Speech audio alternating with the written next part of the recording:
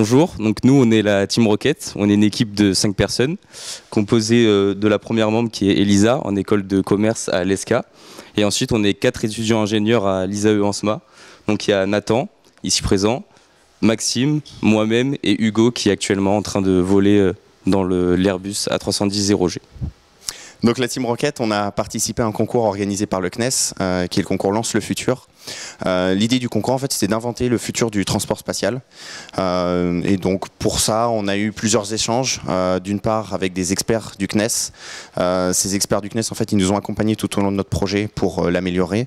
On a eu plusieurs oraux, des présentations donc, au GBSF à Marseille en novembre, puis une présentation au Salon du Bourget sur le stand du CNES en juin 2023. Notre projet, en fait, c'était de se placer comme équipementier du secteur spatial, de la même manière que les Safran pour l'aéronautique, et de développer un ensemble de projets de produits sur donc aussi bien une coiffe, des moteurs plus performants, tout ça lié aux fusées. Alors suite à notre victoire au concours organisé par le CNES, on a pu être invité à participer à une campagne de vol parabolique où on devait réaliser une expérience avec Air Liquide en collaboration avec le CNES. Et donc avant de pouvoir venir à cette campagne de vol, on a été invité à Grenoble afin de découvrir cette expérience et d'apprendre à la manipuler. J'ai pu participer au premier vol à la bord de l'A310-0G et j'ai pu réaliser en premier l'expérience avec Air Liquide.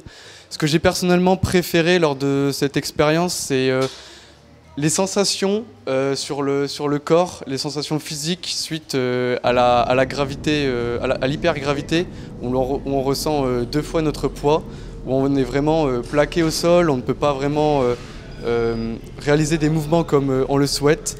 Et ensuite les sensations de flottement lorsque nous sommes en zéro gravité, voir les objets pouvoir se balader librement, le corps qui se déplace librement dans l'avion. Et c'est vraiment une expérience qui restera gravée à jamais dans nos esprits. Donc concernant le futur de notre projet, c'est quelque chose auquel on a beaucoup réfléchi tous ensemble parce que c'est beaucoup d'investissement aussi en termes de temps et même d'argent. Du coup, étant donné qu'on est toujours étudiants et certains n'ont pas du tout terminé leurs études, c'est quelque chose qu'on se pose beaucoup comme question, mais on y réfléchit et pour le moment, on verra par la suite.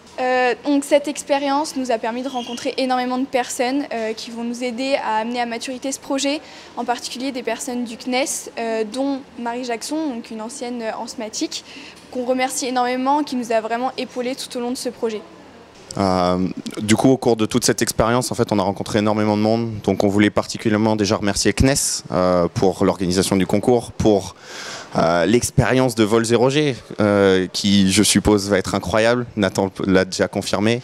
On voulait aussi remercier tout l'accompagnement qu'on a eu de l'ISAE ANSMA, notamment Madame Chossinski, parce que déjà c'est elle qui nous a informé du concours, elle nous a beaucoup accompagnés tout au long de l'année, elle nous accompagne même encore sur ces sujets-là.